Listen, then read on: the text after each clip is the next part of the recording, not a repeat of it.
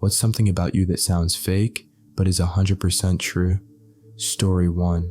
I slid on ice while driving, lost control, and hit a tree. The car was totaled, and I walked away with what seemed like a mild concussion and some bruising. The next day, the hospital called after reviewing my x-rays and told me I'd actually fractured my eye socket. At a follow-up with an ENT, I learned something even stranger. I already had a cyst that had been slowly eating away at my eye socket.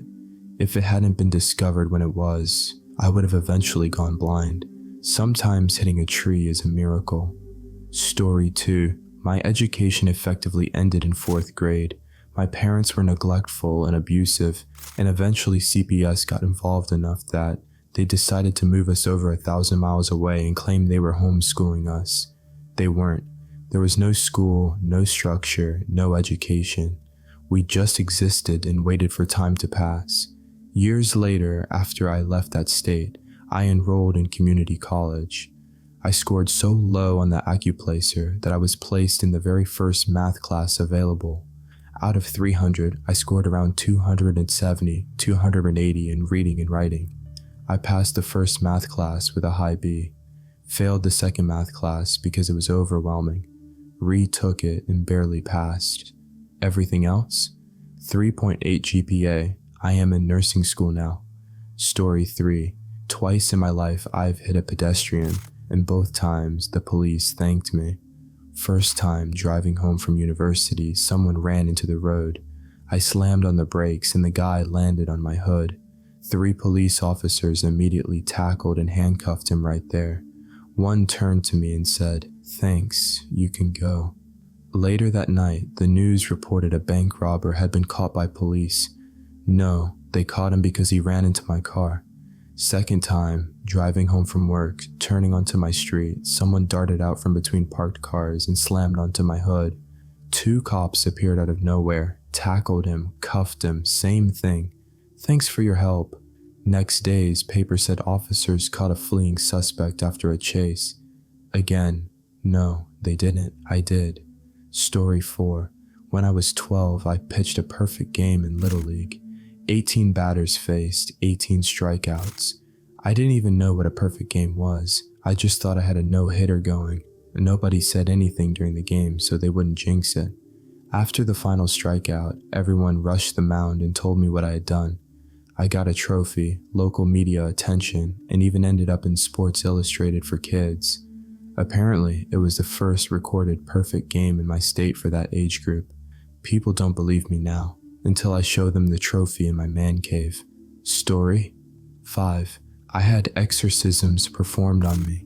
I grew up in a charismatic church where they believed every problem was caused by demons. Depression, anxiety, ADHD, demons. So they did deliverance sessions to cast them out of me more than once. Shockingly, nothing happened. Later in life, I discovered demons apparently hate Adderall and Prozac. Story 6. I once slapped someone so hard she came back to life. At a college party, some random girl who wasn't even invited brought a pile of pills, took a pile of pills, overdosed, and collapsed. My friends worked forever to get her heart going, but they couldn't get her breathing again, and eventually they panicked and froze. No one else was doing anything. I tried CPR, sternal rubs, everything I'd seen on TV. Nothing worked. Someone yelled, "Hit her!" In my own rising panic, I misjudged. I wound my arm back and brought down a full-force slap worthy of divine intervention. She shot straight up, gasped for air, scared the hell out of me, and then just stood up and left before the ambulance arrived. Story 7. I have known 15 people, directly or indirectly, who have taken their own lives. I took my friend to the morgue to identify her husband after he shot himself in the woods with a sawed-off shotgun. I will never forget her screams. He had carefully arranged everything beforehand, even confirming with his life insurance company that the policy would pay out, which it did. 2 of my schoolmates lost their mothers to suicide when we were young. My hairdresser hung herself in her barn. PSA: if you're struggling, please talk to someone. Families never recover. Story 8. I've been diagnosed by a psychologist with an extremely unusual form of hyperthymesia. I cannot forget anything related to real people. Names, dates, faces, addresses, entire conversations verbatim, emotions attached to them. They never fade, ever. This ability only applies to real humans. Fictional characters don't trigger it. In every other area, my memory is pretty average. It started when I was 4. I can recall anything connected to a person since then with total clarity. Story 9. I checked into a hotel in Vegas for a 5-night trip, sat down at a slot machine, hit max bet, and won a jackpot on the very first spin. While waiting for the payout, I played the machine next to it and hit another jackpot. On that same trip, someone tried to steal a casino chip delivery after a sports event. Armed guards flooded the casino, tackled the guy, and chips went flying everywhere while security stood watch. Vegas is weird. Story 10. I once embezzled money from a client. I owed bookies money and was facing very real threats of physical harm. Desperate, I asked a friend to place a bet for me because I was known at the tracks. She accidentally bet on the wrong horse. That horse won. We paid off the debt. I returned the money to my client, and they never knew.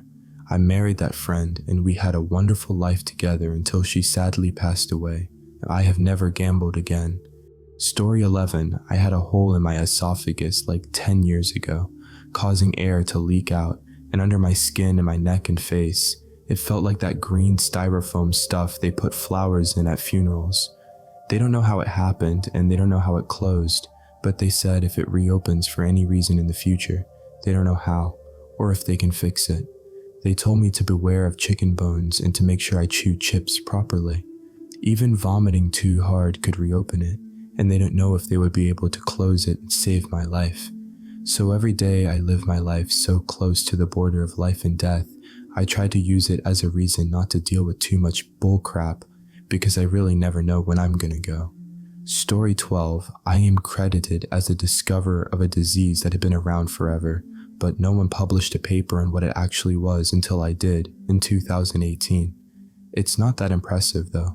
It's just a novel variant of a previously known disease, but one which presents in a completely different way, and therefore was misidentified as other types of diseases, such as autoimmune or metabolic disease, when it was actually an infection the entire time. It had a high mortality rate due to being misidentified and incorrectly treated, but my study showed that a correct treatment results in a good prognosis and a survival 85 to 90% of the time. We are still discovering things in the modern age. In fact, there's undoubtedly more left to discover than we actually have discovered. We are barely touching the surface with our knowledge of the universe. Story 13. A long time ago, when I was in a pub with my friends, a guy came up to me, gave me his card, and told me he had been eavesdropping and thought I would be good at stand-up comedy and I should give him a call if I was interested. I didn't, and no one believes me when I tell them this. I was once a guest of the Malaysian embassy in Buenos Aires. I have no connection to Malaysia. How this came about is, I got 2 free tickets to go anywhere on the network of the airline I worked for and invited a friend of mine. She worked with a Malaysian girl who said, "Oh, my sister lives there." So my friend offered to take some stuff over for her, which she did, and once delivered to the sister, we were invited out for dinner. This sister worked for the Malaysian embassy, was not the ambassador but someone of relative importance. We were picked up from our youth hostel by this Swish car and then taken home again afterwards. I would not be able to locate this restaurant again if you paid me, but it was very, very good. And then we were driven home again. Story 14. I was a highly paid IT consultant who knew almost nothing about computers my first day on the job. I was hired into the position when I was standing center stage during a rehearsal for a melodrama about a Canadian Mountie.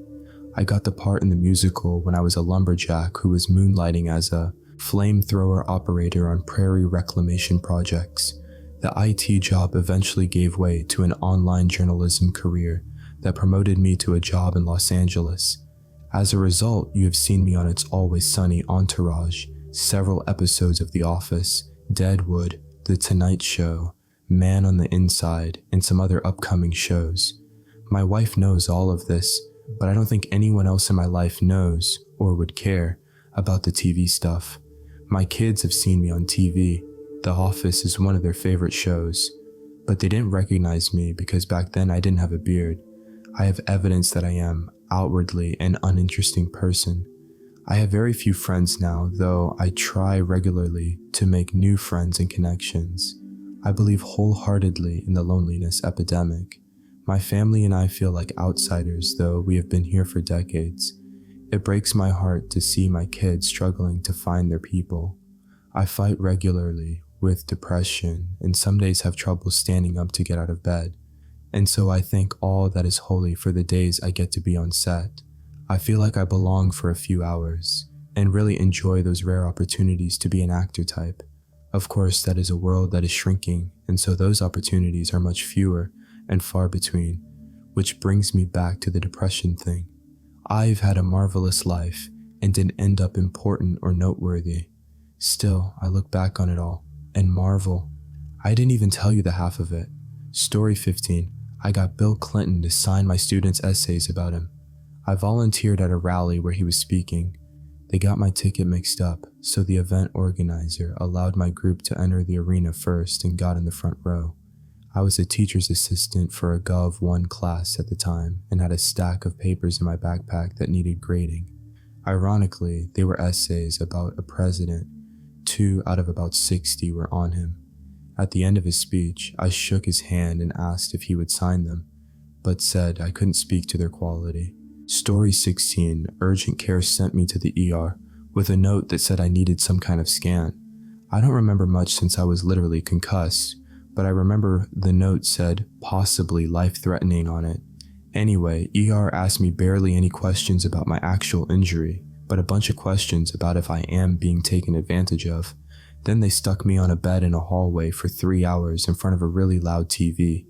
They checked on me exactly once, and it was just them being confused by the elevation and ice part of my urgent care notes because they couldn't figure out on their own that I had 2 injuries listed. The doctor finally came and had me follow a finger and sent me home. The only actual test they did on me was they checked my blood pressure twice. The second time was because it was high the first time, so they wanted to confirm it before I left. It's been over a year and my nose still hurts, and I'm jumping through hoops with doctors to figure out a balance issue. And to be honest, my memory and attention span and mood have been going downhill too. I'm sick of doctors not being able to tell me what might be wrong with me if it's out of their specialty, because that's speculation. Story 17, I started getting allergy shots, which are supposed to help your body slowly get used to whatever allergens bother it. It's really safe generally, and you only have to stay for about 30 minutes after the shot to make sure you are alright. After that, you usually have no side effects, and they literally say that there are no long-term side effects. I was happy about the shots at first because my nose stopped constantly running and I stopped sneezing all the time, but what I didn't notice were the headaches. I thought I was just stressed, maybe. I mean, it was the middle of the pandemic. Well, I am one of the rare people who apparently gets ill from the shots. They were giving me terrible headaches and making me feel like I had constant double ear infections for 3 years. My head hurt so bad that I couldn't think most days, just living in a total daze. I am still having issues with concentrating even a year later, but it is better. The pain is at least gone. Story 18. I am a diagnosed sociopath. They call it something else now, but about 1% of the population has antisocial personality disorder. Sociopaths aren't just people who lack empathy because we're evil. Our brains are wired differently. You can see it in an MRI scan. While sociopaths are overrepresented among violent criminals, it's still a spectrum and plenty of us live ordinary lives. Please don't use sociopath as an insult. We can't change the way we are. Story 19. In the late 70s, I lived in Colorado and had a girlfriend and a dog. I broke up with my girlfriend. The dog and I moved to Indiana. I was visiting a friend in a now famous college town. He and I met some bicycle travelers who were riding from the East Coast to the West Coast. It was getting ready to storm, so my friend offered the riders a place to stay for the night. My friend, myself, and my dog partied with them all night. They loved my dog. He was an unusual mix with a unique name. About a month or so later, I returned to Colorado on vacation to try to reconnect with the ex-girlfriend, who at the time was living up an obscure canyon in a cabin off the road. That didn't work out, so I returned to Indiana, but I left my dog with her as sort of a joint custody thing, planning to get him later. She calls me up a few weeks later and says, "A crazy thing just happened. Your dog was barking down by the road at some people on bicycles." I started calling the dog by his name to stop barking, and one of the riders says, "You won't believe this, but we met a dog that looks just like him with the same name in Indiana." She says, "I know exactly who you are because it is the same dog." I had related the story of meeting them to her. They stayed with her that night, and I talked to them again on the phone. I guess that's my small world story, more about my dog than me. Got my best buddy back, but not the girl. Story 20, late 90s in the UK. First interview, small, 30-ish employees, multimedia company. I couldn't find the building and didn't want to phone them because at the time that felt like a bad look, or this was before Google Maps or smartphones. Out of desperation, I rang directory inquiries from a phone box to see if they could help. The operator said something along the lines of, "Hang on, I think I know someone who works there." They actually did. They described the building, what it looked like from the street, and where the entrance was. I made the interview just on time. Story 21. My family knew Jeff Goldblum when I was a kid for a few years. My stepmom was besties with his first wife. I spent a summer living in the rainforests of Papua New Guinea, and on the way home, we smuggled Bibles into China. I was nearly caught by border agents in Shenzhen. This was when Hong Kong was still a British colony in 1987. I have tried almost every med. I was in the Soviet Union when it was still a communist country. Also, communist Poland, Czechoslovakia, and Hungary. Story 22. Since 2009, a world-famous entertainer has been stalking me. People think this individual is a delightful, kind, and generous human being. I can attest from personal experience that image maintenance and profile PR is a full-time job for those in the public eye. This icon of humanity hacks my electronics and those of my family. They send random, strange, anonymous orders from various stores to my house. They text and email from burner numbers. The tricks they employ to get attention are endless. It used to happen physically, in person. They drive past my home at all hours of the day and night. I moved a great distance away. Now, this person periodically charters helicopters and other small aircraft and flies very low over my house, usually in the summer months.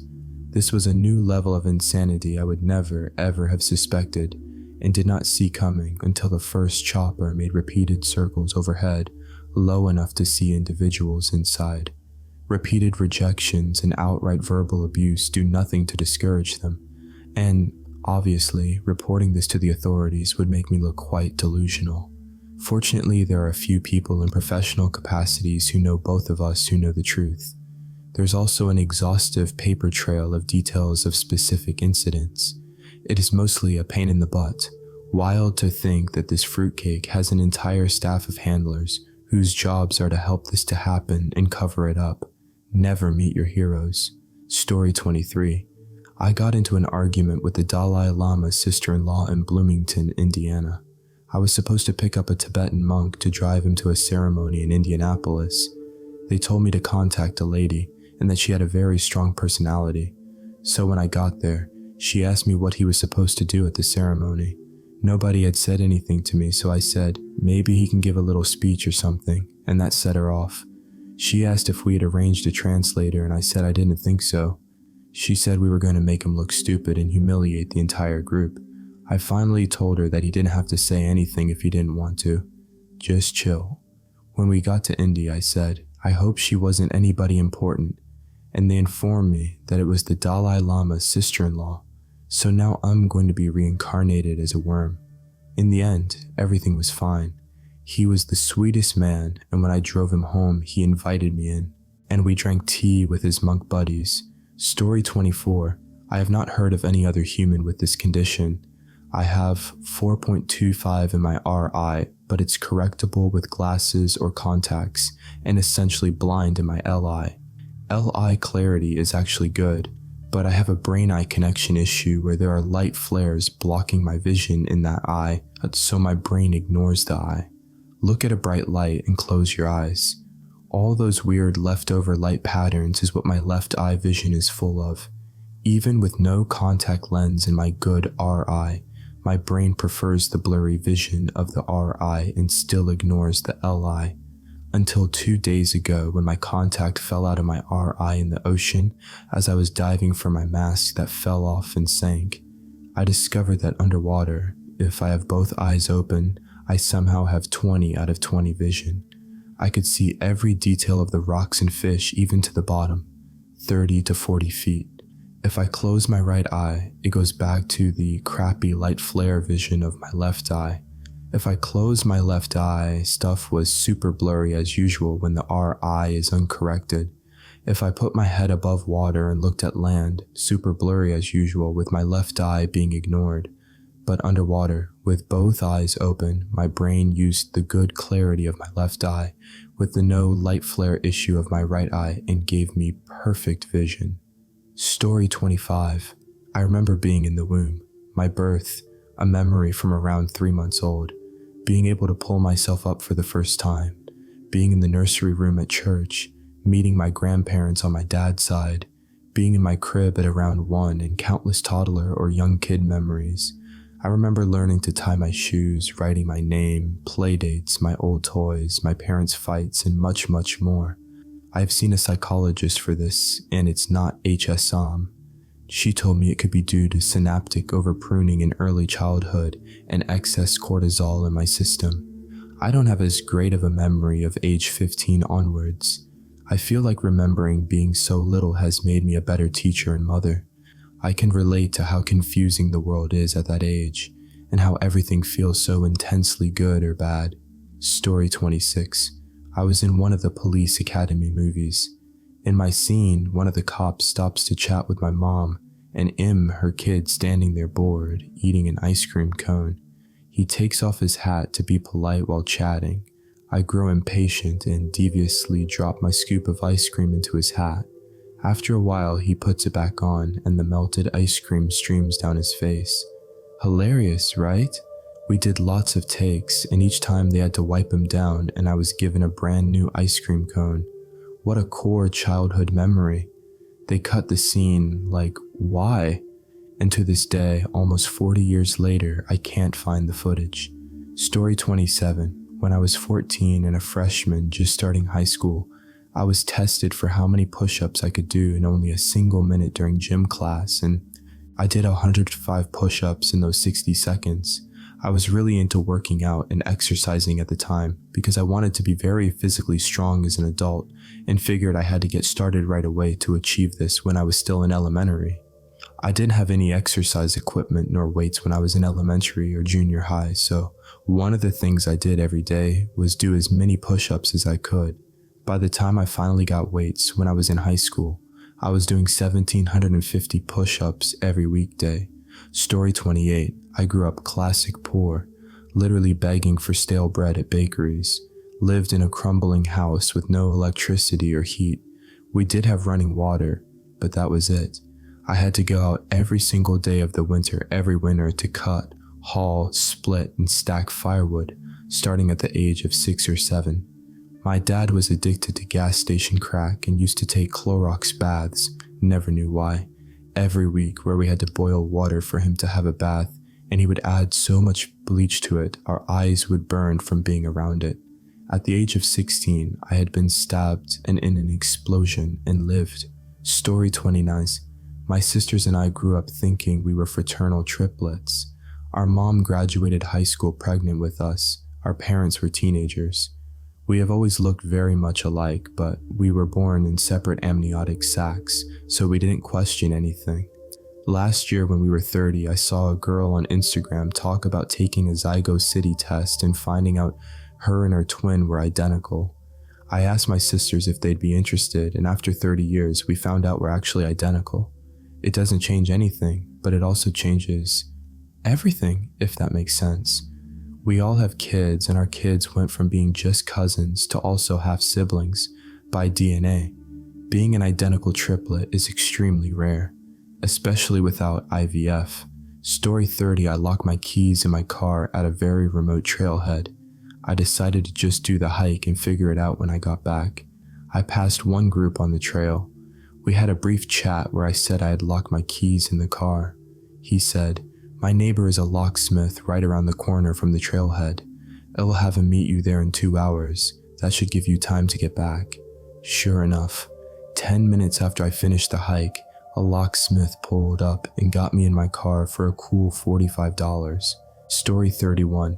I sometimes know things other people in my life are doing because I sense a smell or a taste, or just randomly think of something that could not be coming from around me and is nowhere in my vicinity. So I intuitively think, where could this be from? And a person I know comes to mind. And when this happens, I usually text that person, for example, "Hey, where did you get strawberries?" and get the answer, "How did you know?" It happens rarely. Sometimes I also get false flags. I ask, and they say, "Nope, it's not me." Because people that are close know. I sometimes like to guess things and got used to me asking things out of the blue like, "Hey, is there a cinnamon bun next to you?" Or, "Did you just look at a yellow t-shirt?" Story 32. I have a rare medical condition, and when I say rare, I mean rare. When I was first diagnosed, there was literally only one other living patient in the world, and the only doc that somehow specialized in it lived in France with them. It's significantly less rare now as diagnostic tools have gotten better, but even to this day, most docs always have to step out the moment I tell them what I have before suddenly coming back and spouting some sort of facts they have found about it, presumably off of the research ran off of me LMAO. And despite most other patients with the condition having a fairly awful quality of life, I have graduated law school and am working on becoming a practicing attorney, as I am lucky enough to haven't been too effed by the condition unlike those others. As an example, I had over 24 fractures and over a dozen surgeries, with 3 more slated over the next year or so, delaying my legal ambitions, sadly. And I am a lucky case, as aside from needing a walker for a few years, you wouldn't be able to tell how effed I should be. Story 33. I picked up a hitchhiker once, decades ago, and he said he was going to a location about 30 miles away. I said, "I am actually going to that city later today. If you want to hang out, I'll drive you where you're going when I go." So, a couple hours later, we get back in my car and I am heading to visit my mom. When we are approaching city limits, he directs me to where he is going. I remarked, "You're staying right near my mom's. This is very convenient." A couple turns later and I am wondering just how close he lives to my mom. Turns out my mom had rented a room to the hitchhiker I picked up. Story 34. I once got on the wrong plane to the wrong destination. I had a 6 a.m. flight from East Coast to West Coast with a layover in Denver before the smartphone days. I, being young and dumb, decided to stay up all night being excited with the friends I was meeting, since I had to leave the house at 4 a.m. and sleep on the 3 to 4 hour flight. Except I didn't reckon with that plan making me sleep stupid on arrival in Denver, and I got in the wrong line. The scanner at that gate was broken, and the attendants were hand-tearing tickets. Got on the plane, it was early enough that it was only half full, so there were no seat conflicts, and went back to sleep. Landed, headed for the luggage carousel, no bag. Found an attendant and gave her my tag. She frowned and said, "Your bag is in LA. Me, that's where I am, right? Her, "You're in San Jose. Oops." So I went to the United counter and said, "Hey, I've got a funny story for you." They agreed that was hilarious, and on account of it being 50% their fault, the attendant didn't catch the incorrect destination while hand-tearing tickets. They issued me a new ticket to LAX that was already boarding at no cost. I only ended up being about an hour and a half late total, and I saw a whale off the coast while flying down. Story 35. My wife and I were on vacation in France and standing in line at Versailles and realized the guy in line behind us had on a t-shirt of the baseball team from our state in Midwest America. Turns out he and his wife lived in the same small city as us, population around 4,000. We didn't know each other, but each knew the exact areas of town that we lived in, less than 5 miles apart. Years later, we were in Tokyo on the subway, and a family of obvious tourists, seeing we were not Japanese, asked if we spoke English because they needed help with directions. They were in the subway and got lost. LOL. Anyway, we got to talking, and they were from the main city in our state, and, like at Versailles, we didn't know each other, but each knew roughly each other's neighborhoods. We lived maybe 20 miles away from each other. Now that's a small world. No one will see this, but I had to share, because I've told this story before, and people have assumed I am lying.